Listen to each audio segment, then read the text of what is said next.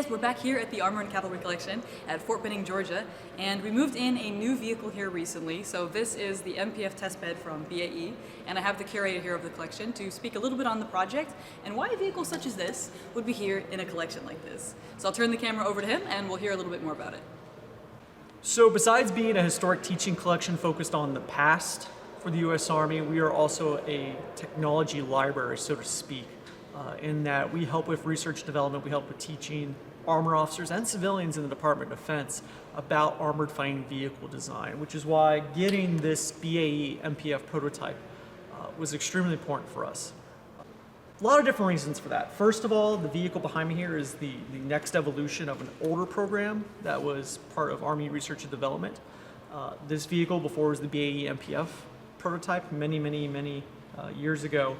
In the late 80s, was originally developed by Food Machinery Corps, FMC, yes, Food Machinery Corps, same company that built the M113, if I'm correct. In the early 90s, after FMC became United Defense, they began developing it as the XM8 armored gun system, which was supposed to replace the M551 Sheridan in light airborne units. It was selected, it actually performed very well. Unfortunately, in 1995, post-Cold War cutbacks caused that program to get canceled.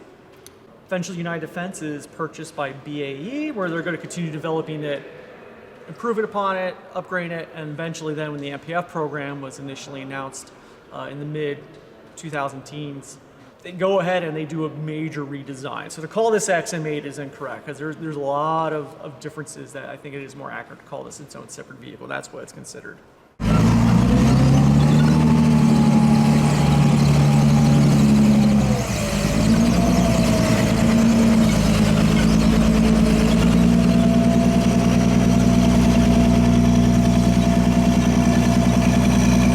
So first of all, capturing kind of the past 30 years of armored fighting vehicle development of this program was important to us.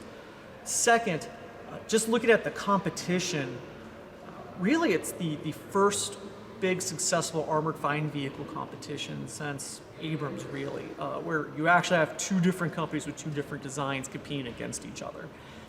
That doesn't happen a whole lot in the U.S. Army's history. And so there's a lot of unique history to capture that. You know, why does one vehicle win out against another? Why is one not selected? And what's really important is that doesn't mean the vehicle not selected is a bad vehicle. That was one of the reasons why this one was preserved, because we were actually reached out to by the Program Executive Office, Ground Combat Systems. They reached out to us and said, hey, we want you to preserve one of these prototypes because we think there are a lot of valuable lessons from this vehicle. And so we're really excited to have that, because now when we teach about technology, we have something that's fairly cutting edge to show where armored fighting vehicles have both come from and where they're going. I think that's really important. It's a really cool vehicle. It's got a lot of interesting features on it. It's extremely small. It's extremely compact. I can see why this was one of the finalists for the MPF program. And I really look forward to telling both the program story as well as the technology features, because I think that's really important from here on out for us to learn lessons. It was really cool to see this vehicle come in and move around a little bit. It is kept in running condition. Why would we want to keep a vehicle like this kept in running condition? So we're going to try to keep this vehicle as close to operational condition as possible for the foreseeable future, because like I said, since it is the most recent technology piece that we have in the collection, having it as fresh as possible, preserved as well as possible, so that when engineers come back 20 years from now, we hopefully have something that they can still look at and learn why it was built. One of the things that amazes me today with all the technology we have is how common we forget how we built things only 10, 20, 30 years ago, because the technology has leapfrogged so much we often forget about the foundational technology behind it. And so for us, trying to keep this thing as close as we can to running condition, not that we're going to run it very much, but we are planning to keep doing maintenance on it, keep it going, is going to keep it that much more relevant for the future.